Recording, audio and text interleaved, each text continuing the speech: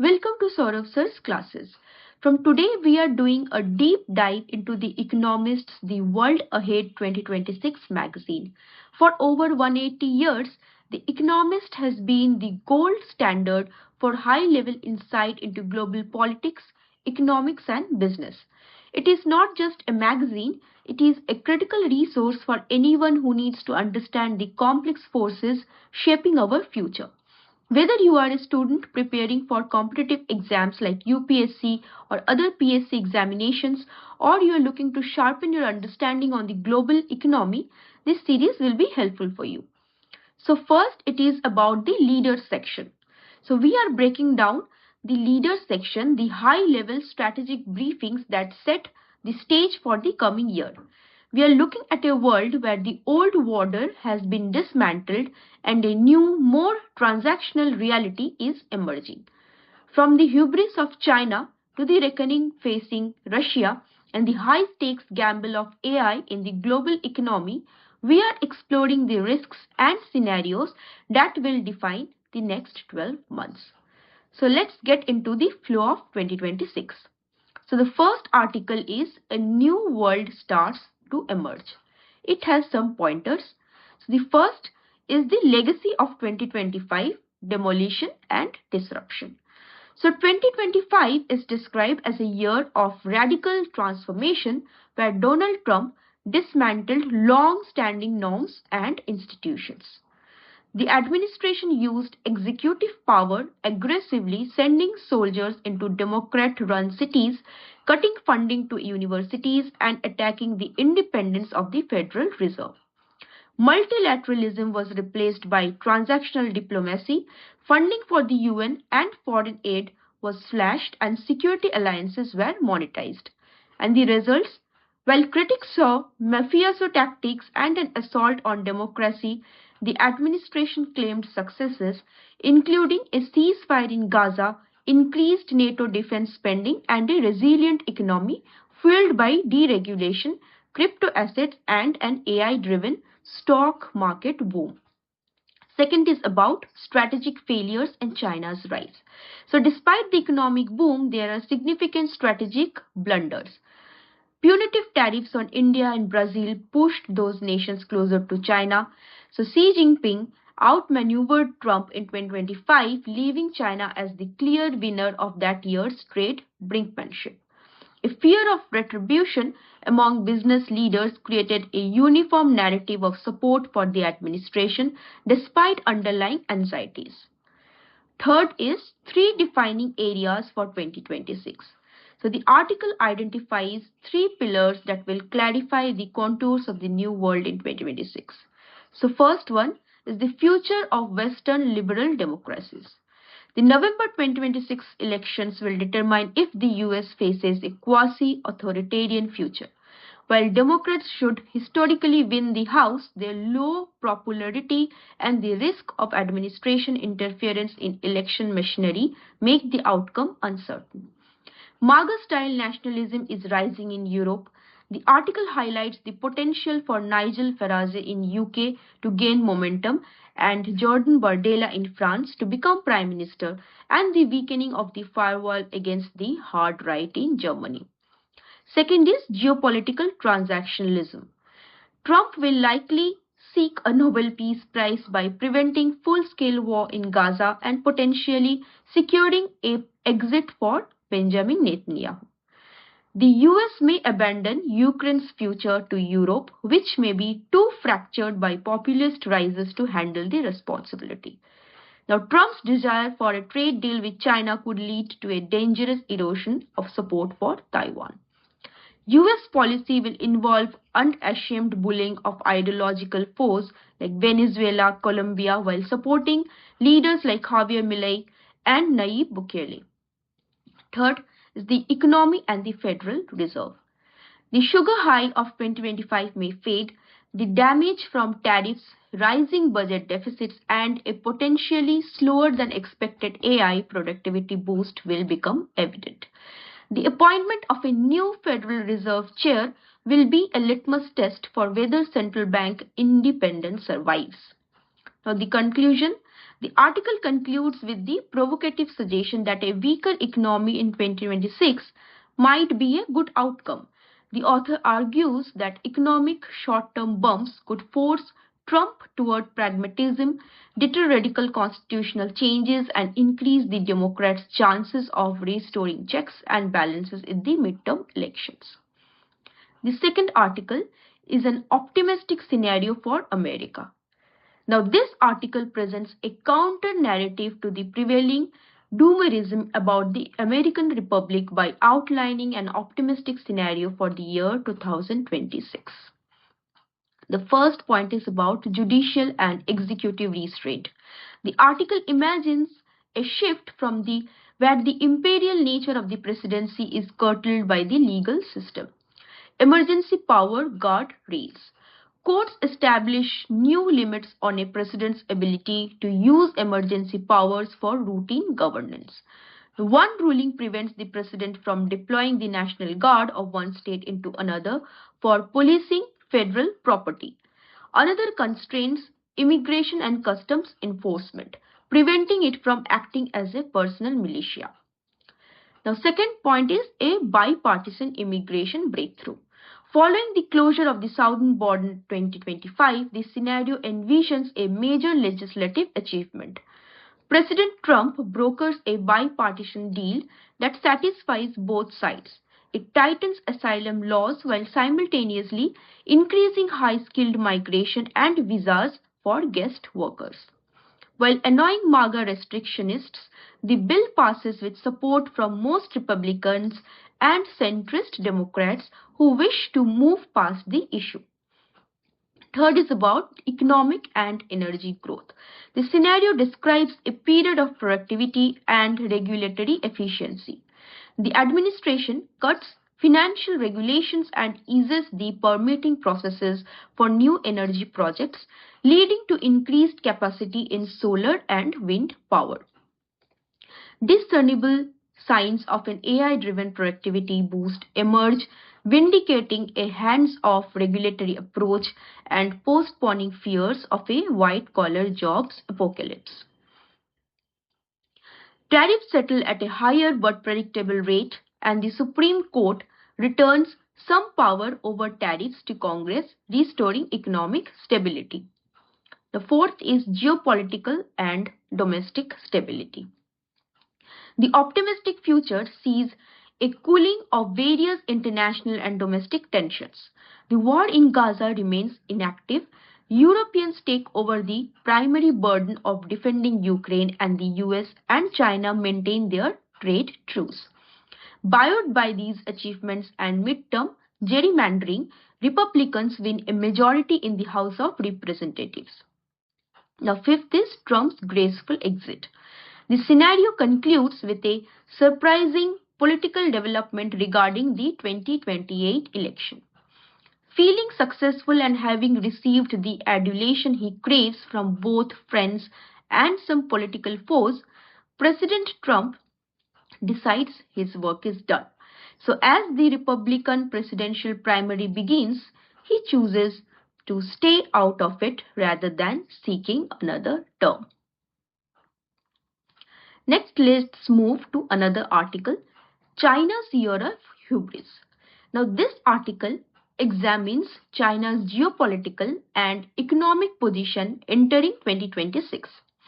While China navigated the first year of the second Trump administration successfully, the author warns that hubris could lead to dangerous overreach in the coming year.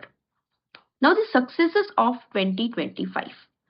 The article notes that China played its cards well during 2025, largely by standing back while the White House dismantled the American-led world order. The Chinese economy grew by approximately 5% despite tariffs and property market adjustments. By late 2025, the MSCI China Index of shares outperformed the S&P 500 in dollar terms, and China raised more capital in IPOs than Wall Street. Domestic chip makers and AI firms flourished as China worked to eliminate foreign chokeholds. Xi Jinping secured deals with Donald Trump on fentanyl and soybeans without compromising his vision for state-led techno-industrial supremacy. Now, the three risks of hubris in 2026. The author warns that Xi Jinping may be tempted to move from defense to offense, creating risks in three primary areas. The first is trade overreach. China's exports surged by 11% year on year in early 2025. Aggressive expansion such as the Chinese car company BYD's plan to have 2,000 stores in Europe by late 2026 could trigger a panic in the West over deindustrialization, leading to even harsher tariffs. Second is tensions over Taiwan. US intelligence suggests Xi has ordered the military to be capable of invading Taiwan by 2027. In 2026, China might launch a grey zone campaign such as a customs inspection regime or an embargo, taking advantage of American ambivalence and a polarized Taiwanese electorate. Third is rewriting global rules. China has launched a global governance initiative to set new rules for finance, AI, climate, and space. A proposed compulsory licensing scheme for rare earth used in high-tech manufacturing may alienate democracies that fear dependency on an autocratic government. Now the conclusion, the path of wisdom. The article concludes that if Xi Jinping is wise, he will resist the urge to be aggressive. The author suggests that China should slow the export surge and increase domestic demand. Wait to see if Taiwan's position weakens further on its own and focus on providing global infrastructure, clean tech, AI, payments without coercing customers. Ultimately, the author argues that Donald Trump is doing a more effective job of dismantling the Western led trade and security system than China ever could. Therefore, China's best strategy is to avoid wolf warrior tendencies and let the current trend to continue. Moving on, we are moving into the next topic, next article after Gaza. So here comes the Middle East section.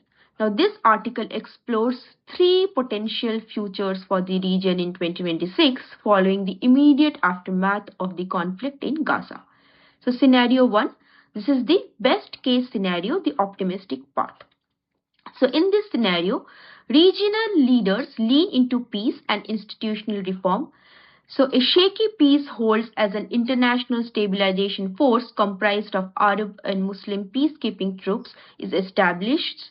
Islamists disarm to facilitate reconstruction funded by Gulf states. Marwan Barghouti replaces Mahmoud Abbas and begins long promised reforms of the Palestinian Authority, with Israel allowing him to take responsibility for Gaza. Benjamin Netanyahu's coalition falls, replaced by a broad moderate government. This new government signs non-aggression pacts with Syria and Lebanon and moves toward normalization with Saudi Arabia. Following the death of Ayatollah Ali Khamenei, reformist Hassan Rouhani takes power. He modernizes the state, releases political prisoners, and shuts down the nuclear program in exchange for full normalization with the US, and therefore Donald Trump triumphantly accepts the Nobel Peace Prize. This was scenario 1, the best case. Now comes scenario 2, the worst case, pessimistic path. So in this scenario, enthusiasm for peace vanishes, leading to regional conflagration. Hamas refuses to disarm and maintains control of Gaza for armed resistance.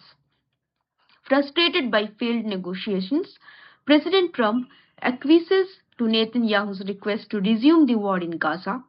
Fighting in Gaza triggers a massive refugee wave into Egypt, causing the remilitarization of the Sinai. Syria descends into sectarian bloodletting as Kurds and Druze attempt to secede. Khomeini is killed in a war and replaced by a hardliner from the Revolutionary Guard who builds a nuclear bomb in secret. The Abraham Accords collapse after Iran fires missiles into Bahrain and the UAE in response to Israeli strikes. And Netanyahu postpones elections and cracks down on the West Bank, sparking a new intifada. And next, scenario 3, the most likely the middle path. The author suggests the reality will likely fall between these extremes. The war does not officially resume, but reconstruction fails to start because a peacekeeping force never materializes. A technocratic government rules in name only while Israel retains control over half the Strip and parts of Lebanon and Syria. Elections end in another stalemate, leaving Netanyahu as a caretaker leader. Israel signs a non-aggression pact with Syria but fails to normalize relations with Saudi Arabia. Khomeini oversees half-hearted nuclear talks with the US and that go nowhere. Trump refuses Israeli requests to strike Iran again, seeking to avoid further involvement. The article concludes that there is no room for blind optimism in 2026. There is still reason to hope for a better future.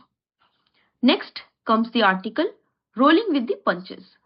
Now, this article evaluates the resilience of the global economy as it faces a series of fiscal and monetary punches in 2026. Historically, the world economy has proven surprisingly durable despite significant shocks.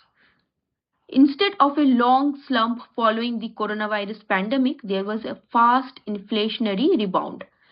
A widely forecasted recession never arrived despite central banks raising interest rates to quell prices.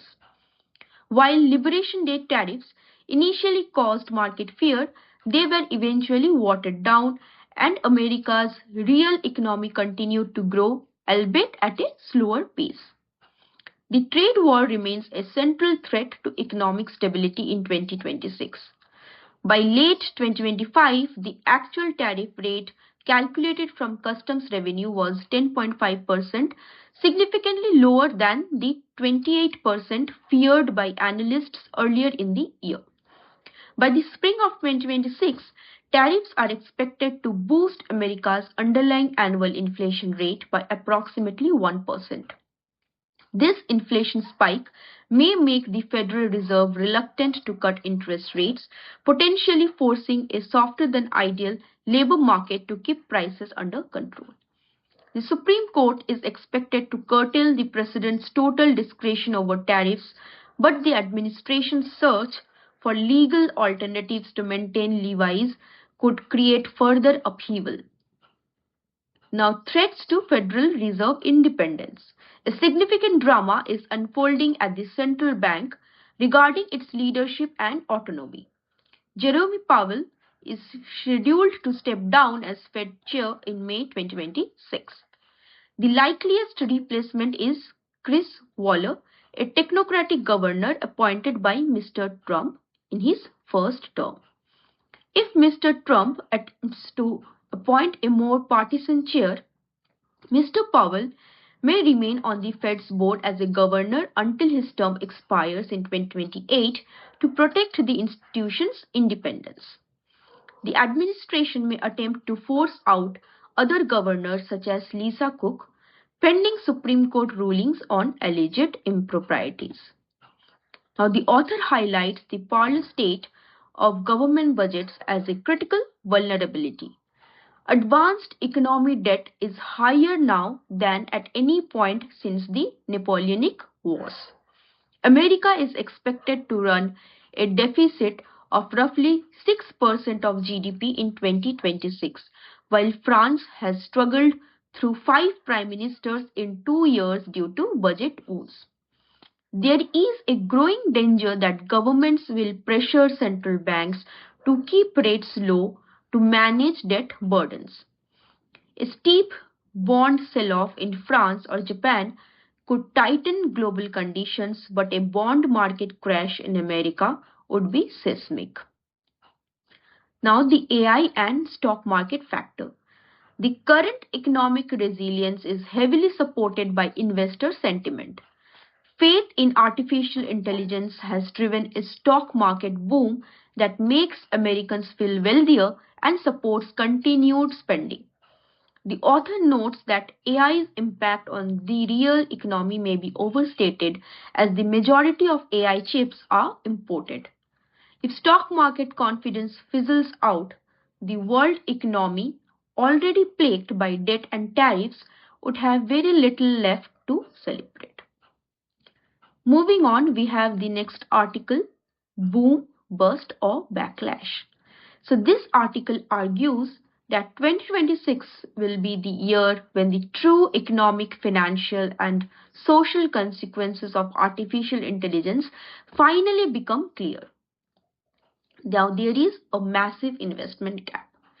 In 2025, large American tech firms invested over $400 billion in data centers and infrastructure.